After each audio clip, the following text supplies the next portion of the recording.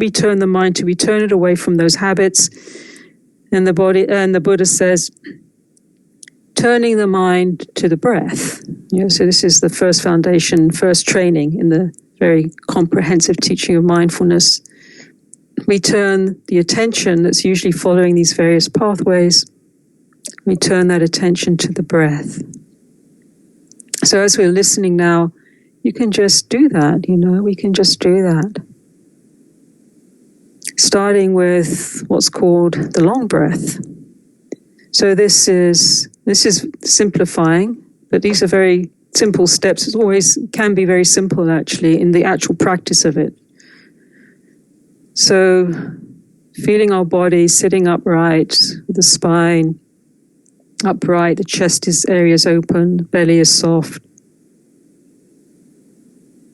And then just taking a deeper and slower breath and feeling that breath pathway, allowing the attention to follow that breath pathway.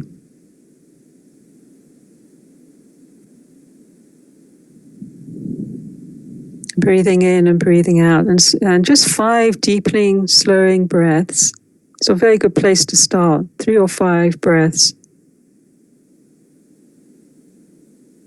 You feel the breath coming up into the shoulders, brain, down through the belly, pelvic area through the legs, and so on. You feel the breath energy suffusing the body. As you breathe out, just softening places where we're holding the jaw, shoulders, softening the belly. So breathing in, breathing out, and training the attention just to follow the rhythm of the breath. This is called long breath, and then sometimes it's also goes on to, the Buddha talks about moving them from the long breath to the short breath, which means that where we might find the attention going to a subtle experience of breath. Breath, remembering that breath, vaya dhatu, means the air energy. So air energy, air elements, is also sensation. We experience the air element in our body as sensation. So breath is also sensation in the body. It's not just the coarser breath of the inhalation and exhalation. That's one aspect of breath, but breath is that which is moving. Or we feel as movement, we feel as sensation, vibration. So really shorter breath, we can just focus, say, on an aspect of sensation within the body. The nostrils, somewhere in the torso, front of the body, belly, so on. Wherever we feel the attention pulled. Just rest there.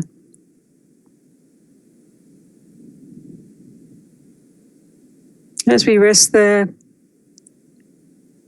then this gathering starts to happen. We don't have to do it, actually. We don't have to try and get all the pieces.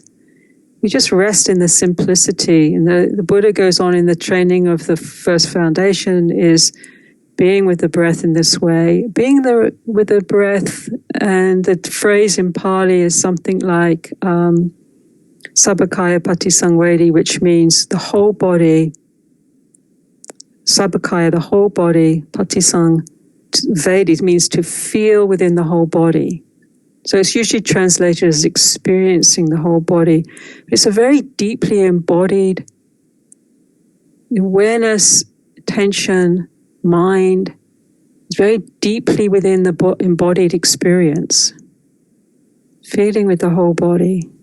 So it's a very direct relationship with body. It's not thinking about the body as an object, getting depressed and excited and infatuated and judgmental and all the different projections onto the body. We're feeling from the inside of the body. Very intimate. Feeling, experiencing the body, and then the last part of this first step of the training of Samadhi, calming, bodily formation. Calming bodily formation means calming mental body, felt sense body, physical body. So there's other supports for this training of Samadhi as it develops, but I think for now that's something, that is the ground really and the heart of the practice of Samadhi, this working with the physical sensation of body and breath within the body.